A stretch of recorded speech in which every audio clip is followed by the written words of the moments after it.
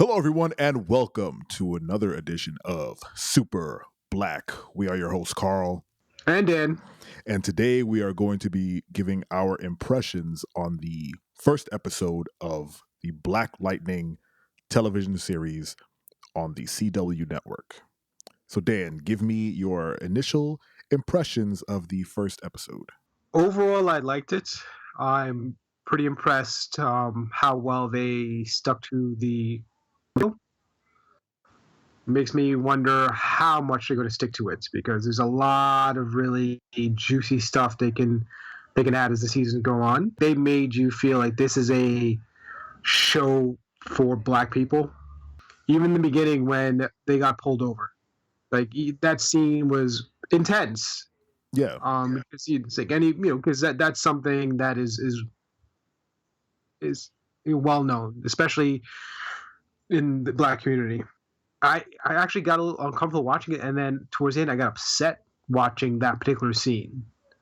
And then from that, building on 100, which is the gang that rules that particular town, and the characterizations were really good too. The actors were really good. The costume, which we will talk about in a little bit.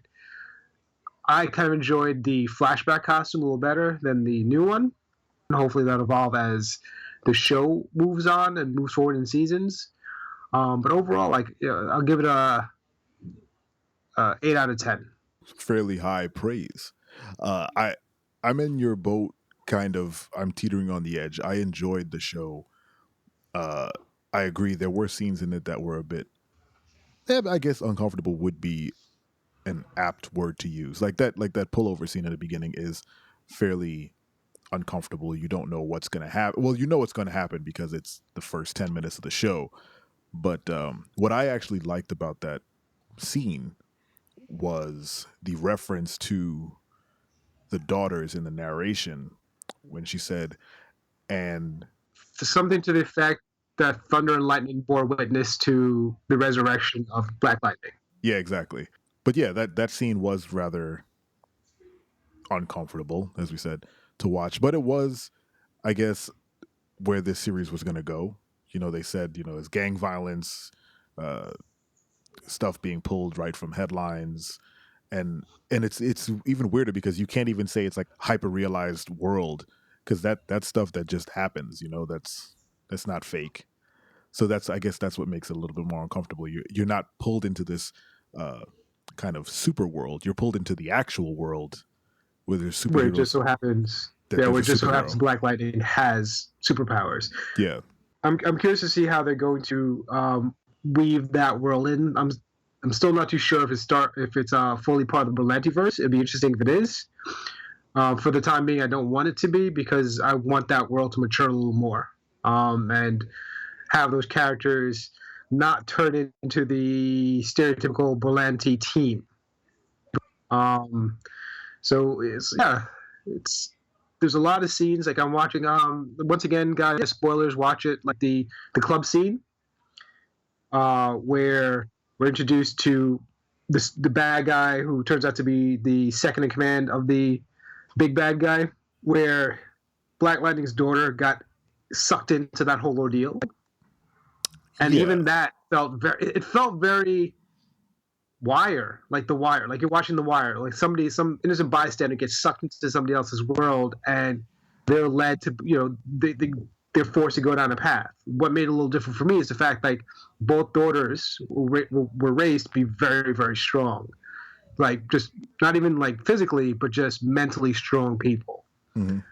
Just so happens they don't mind throwing a punch, so that was fun to watch. And at the same time, also very uncomfortable because they went there very quickly in terms of like, you said your girl, we're gonna work your dead off by turning into a prostitute. Like, wow, that was quick. That escalated quickly. Yeah, exactly. I wanted to touch on my favorite scene of the episode, and then I want to go into what I didn't like real quick. So my favorite scene in the episode is when Jefferson first encounters Lala when he asks him to keep the school as a safe zone and that his, Yes. protect his daughters. The interaction between Jefferson and Lala escalates. That I like that sort of escalation where you kind of see there's this weird sort of respect, this mutual respect going on uh, to start, and then Lala turns into this kind of very abusive father figure to this young boy who he heard was playing video games on his phone instead of studying, and the juxtaposition of the roughness that he's treating this child in front of Jefferson, like as to say, it doesn't matter if you're on my turf, Jefferson. I'm going to do whatever I'm going to do. He's holding this kid and trying to impart rather relevant uh, wisdom. Like, Absolutely. you like get your head out of the video games. You need to start studying because people are going to walk all over you in life, and you can't just be all in your phone. But he's doing it like while like shaking this kid around and just getting real menacing. And then as Jefferson steps in to kind of just like, hey, chill out, he pulls a gun on Jefferson and he's just like, you've been calling me by my real name this whole time. I want you to say my actual name. And then he forces Jefferson to into this kind of bitchy role where he's just like he calls him by his street name. And it's It's this it's weird it's all balance of ego. power. Yeah, but it's a weird balance of power. And Hmm. I love the juxtaposition, the way they played. The two actors there really played well off each other, and it set him up as Lala up as a really um, interesting villain. I didn't like the fact that he had a boss that he bitched out to. Like Yes. I would have much rather him. It kind of undercut a lot of what had come before. It Uh, reminded me of Luke Cage season one, where they built up this amazing boss, and then just killed him off and brought somebody else on. who was less And interesting. yeah, that was less interesting. But I have to give this much: the actor that plays Tobias Whale, he's good. He I plays like he plays a role with a little gravitas that he's like, okay, I want to see what you can do. Like he seems classically trained, which I appreciate. I I get it, you know, but I didn't enjoy the fact that there was kind of another Kingpin character floating around on TV. Yeah. That's one. Two, again, just to reiterate, I didn't like the fact that they undercut Lala, who I had grown to enjoy and kind of fear a little bit um, in the 45 minutes leading up to, this other dude, Tobias Whale. Mm-hmm. And I didn't like that once Tobias was introduced fully, when he started speaking, when he started interacting with Lala, they turned the hyperrealism up, where Yes. he shoots him with a harpoon, and it's like, what? Why do you have a harpoon gun? They, It's like because you're Tobias Whale. yeah, I get that, but we've spent the whole episode kind of establishing that this is a real world and this guy just so happens to have superpowers. But then you have people shooting harpoons at other people, and it kind of took me out of the experience. Like, what? Why Well, is keep in this? mind, it's like with the scene before that, he fed a guy to promise. Like I think Tobias Whale is that link to the comic book world where they're still very much skirting that line. And as the season goes on, we'll see what happens. Tobias Whale is that person, like that Kingpin character that will link them to the comic world, but at the same time, the rest of the cast will be grounded. I want to touch on the things that I didn't like, and then kind of close out this episode. Uh, I did not like Black Lightning as a character, from the costume to the action to the voice to the just everything about it was negative for me, and I don't know why. You and I have had quick conversations about my reservations of this series, but it all kind of came to a head in the episode. I'll just touch. I don't like the outfit. It's awful. It's too big and too bulky, and it looks too much like the Atom, I agree. which is another costume I don't like. I agree that the flashback outfit was better, but it was still bad because it had like plasticky lightning vest. Don't do that. Just don't do that. But he looked, but that costume looked like it breathed more, and he was more flexible. Like, I didn't believe he can move in that big bulky electronic thing. It was awful, Yeah, and it made him look thick. I mean, he could do wide roundhouses, and that was pretty much it. That seemed to be his go-to move. But yeah, it's like I agree. It's way too clunky, and this is where the whole Berlanti verse thing comes into play. Where as the seasons with all the shows, as the seasons go on, the costumes evolve. Not to cut across you, but he needs to fly because the one big thing that stuck out to me like a sore thumb is like, how does he get from point to point? That dope car he got pulled over in Yeah, his station wagon. is that unassuming enough that he can get from point to point? I think Does they'll that match? Does the fact that his goggles turn black when he's speaking make him? Is it the Superman thing where you can't tell who he is if he's wearing glasses? that was my next point. His daughters looked him in the face Mm. and all I'm okay, I'm sorry. If my dad walked into a room with goggles that were blacked out, I would still know it's my father because Yeah, it's my father. Like it yeah. like the frame. I guess that's a conceit you have to make when you're watching a comic book show. I guess. Because nobody wants to put their lead in a full mask to hide themselves. Like look at Marvel. Like Captain America never wears his helmet anymore, barely ever. Neither does Thor. Because they don't want to take those handsome faces off the screen for more than a second. Look, that's More fine. than like I don't mind any of that. My mm, biggest gripe are the